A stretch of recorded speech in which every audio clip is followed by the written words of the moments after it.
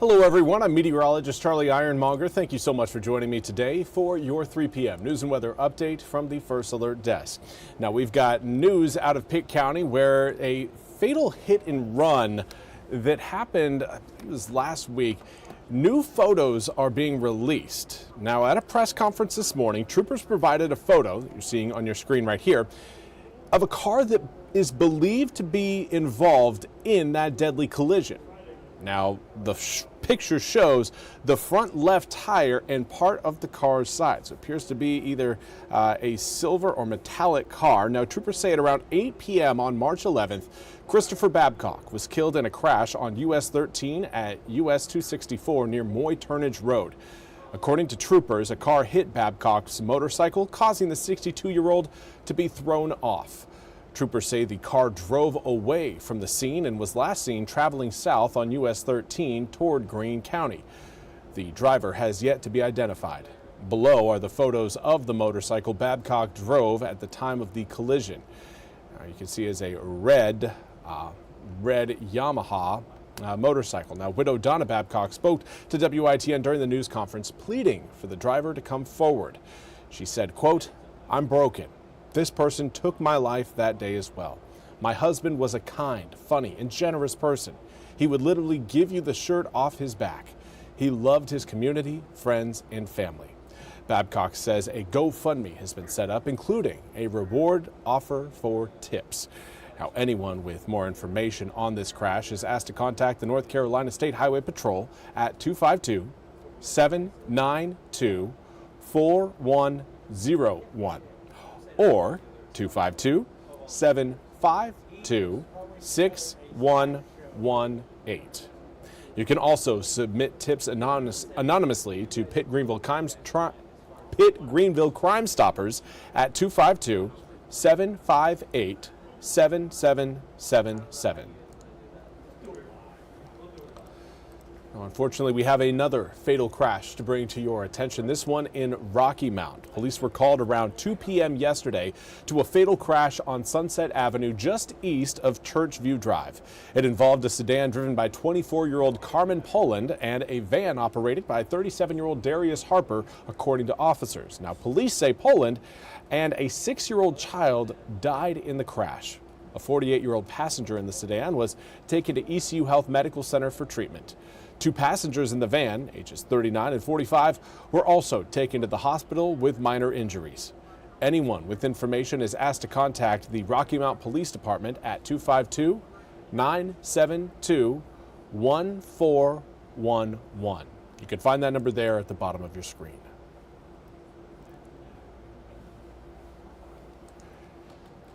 And now we want to turn to the ongoing war in Iran and the politics around the war. Washington again up in arms, and they're starting to see some breaks with Republicans around President Trump's recent $200 billion wartime funding request. NBC's Peter Alexander has more. With the Iran war now set to enter its 4th week, President Trump was pressed whether he plans to send U.S. ground troops to Iran. No, I'm not putting troops anywhere. If I were, I certainly wouldn't tell you, but I'm not putting troops. It comes even as the U.S. is accelerating that deployment of thousands of Marines to the region. The president who first said the war would be over soon a week and a half ago. It's going to be ended soon. Repeating that line Thursday. It's going to be over with pretty soon. But the president also confirmed his administration is asking Congress for another $200 billion for the war. It's a small price to pay to make sure that we stay tippy-top. A necessary investment, according to Defense Secretary Pete Hegseth. It takes money to kill bad guys. Hegseth has also said when he met privately with the families of the 6 service members killed in the Iran war last week, they all urged him to finish the job. They said, finish this. Honor their sacrifice. Do not waver.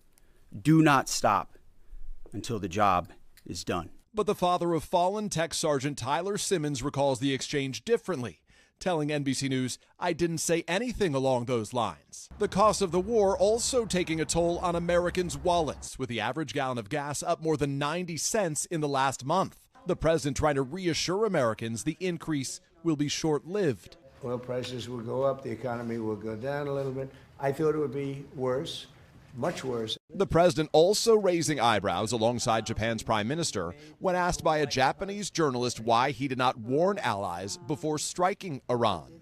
And we didn't tell anybody about it because we wanted surprise. Who knows better about surprise than Japan? Okay? Why didn't you tell me about Pearl Harbor? Okay? The prime minister did not respond, but appeared taken aback by the comment. But later, the two friendly at a White House dinner as the president wrapped up his visit with America's ally. And again, that was Peter Alexander reporting.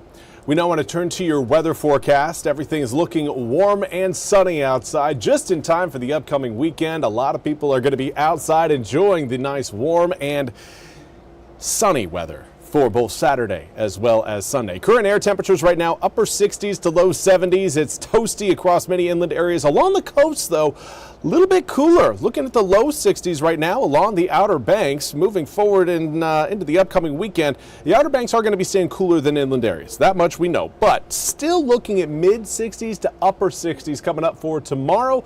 Potential 70s on the way for your Sunday. Now, inland areas are going to be about 10 degrees warmer than that. Right now, over the past 24 hours, all of eastern North Carolina has seen air temperatures rise. Most of us between around 7 to 15 degrees warmer than where we were yesterday at this same time. Now, again, we've got winds coming out of the southwest, and that's really helping us build the heat across the east, and it's also leading to a slight rise in humidity. Now, for those of you hoping for some rain showers, we do have an opportunity for a few raindrops tonight, but it's only going to be a few raindrops because humidity overall is still very low despite the rise we've seen over the past 24 hours. Current dew points reading in the 30s and the 40s. Usually we need, if we're going to see any thunderstorms going on across eastern North Carolina, we got to get our dew points at least into the 60s. And, well, that's going to be a struggle not just for tonight, but through the weekend and into the start of next week when our next strong front moves into the area. And we are in need of the raindrops. Here is a look at your drought monitor, and just about most of eastern North Carolina currently under a moderate drought. But as you get closer to I-95, you start to run into some severe drought and then even an extreme drought still present over Nash, Edgecombe, Halifax, Northampton, Bertie, and Martin counties. Raindrops again are needed. But here's a look at the rain moving in later on tonight. Likely going to move in by the time it gets around 11 p.m. and then move off the coast as we wake up early Saturday morning. Not a lot of rain is going to fall. Remember, we talked about that dry air, the humidity being very low over eastern North Carolina right now. That low humidity has a real life impact on the amount of rain we could potentially see. Now, if we had higher dew points, higher humidity levels in eastern North Carolina, we would likely see some more rain out of this incoming system. But for now, maybe a couple tenths of an inch of rain at most, and then it's gone. Most of us are going to be dry by the time we wake up early Saturday morning. Right now, models are trying to pick up on maybe a little bit more rain back towards I-40 across Sampson, Duplin, and Pender counties there. But I think that opportunity for those showers is going to be a little bit lower than what models are projecting. Regardless, Saturday, sunny through most of the day. Afternoon clouds start to roll in, and that's going to lead us to another opportunity for a few showers for some of our southern counties coming up Saturday night into Sunday. You can again see maybe a couple spots of green, not a lot though. Remember, humidity not going to be that high for this weekend despite the incoming heat. That has a real effect on the amount of rain we are going to see out of Monday's system.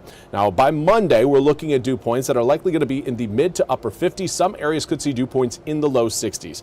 But that is not going to be enough to create a severe weather type of scenario or a type of setup coming up from Monday night into Tuesday. And that's when our next cold front is going to be moving over eastern North Carolina. For the weekend, mostly sunny during the daylight hours and warm.